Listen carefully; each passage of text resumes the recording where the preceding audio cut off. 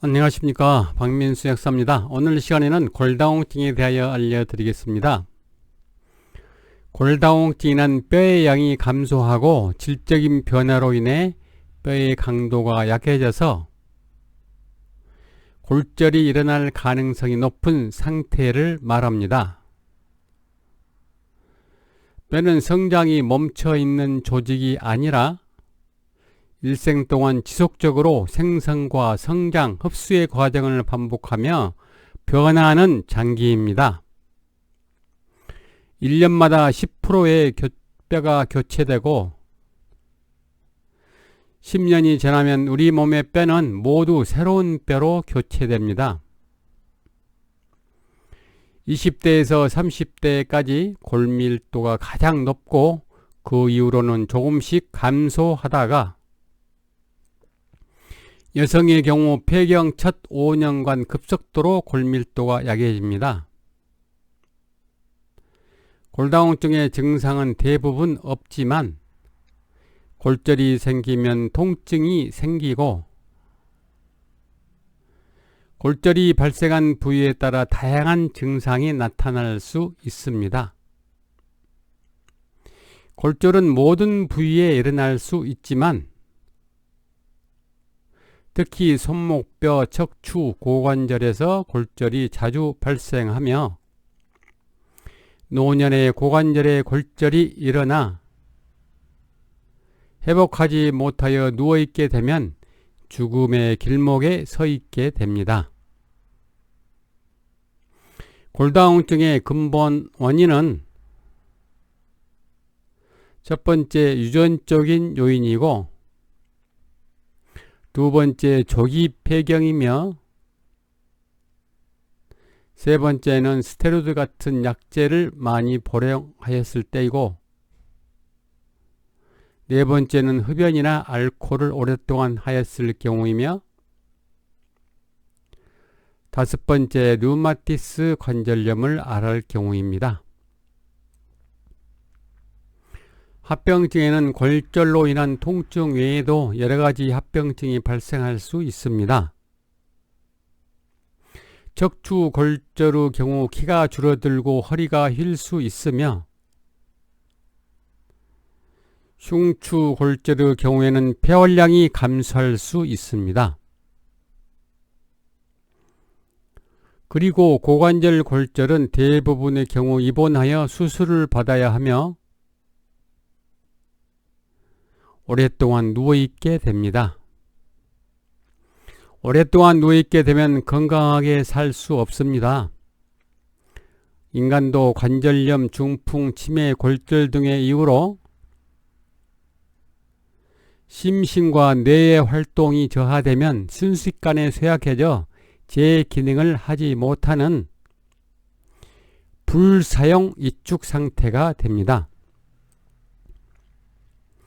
연구에 의해 발표된 내용을 보면 근육도 자주 사용하면 나이가 들어도 계속 굵어지고 강해지며 반대로 사용하지 않는 근육은 즉시 약해져 근육량도 줄어듭니다. 그런데 골다공증의 근본 원인은 신장에 있습니다. 신장은 조혈 호르몬을 공급하여 골수에 피를 채우고 골수의 줄기세포에서 연고를 재생하여 줍니다. 또 비타민 D를 활성화시켜 줌으로써 뼈 대사에 중요한 역할을 하여 골다공증에도 관여하는 장부가 바로 신장입니다. 그러므로 신장 기능이 좋으면 관절염이나 골다공증에 걸릴 염려가 없습니다. 사례를 들어서 설명해 드려 보겠습니다. 인천시 계양구 계상도로에 사시는 김정수님, 75세로 키 172cm에 체중 65kg으로 약간 내소한 편입니다. 그런데 50대 중반부터 알아온 무릎의 통증으로 고생하다 결국 60대 중반에 인공관절 수술을 하게 되었답니다.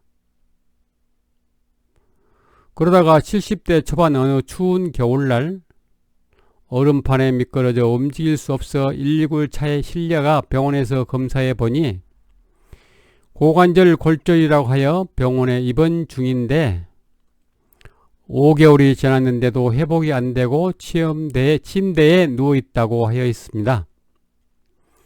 김정순 씨의 경우 나이는 70대 중반인데 왜 이렇게 심각한 처지가 되었을까요?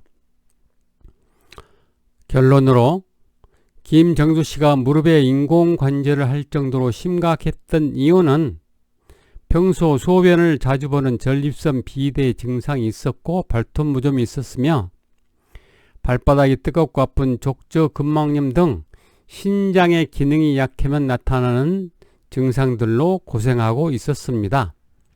그런데 신장 기능이 약해지면 조혈 호르몬 공급이 약해 골수의 줄기세포에서 연고를 재생하여 주는 작용이 덜이 되어 무릎에 통증이 올 수밖에 없었고 비타민 D를 합성하지 못해 뼈가 약해져 결국 골다공증이 올 것이라는 사실을 몰랐기 때문이었습니다. 그러므로 김정수님의 경우 신장 기능을 회복하게 되니 신장 기능이 약해지면 나타나는 전조 증상들이 함께 좋아졌고 골다공증도 좋아지게 되었습니다. 지금까지 시청해 주셔서 감사합니다.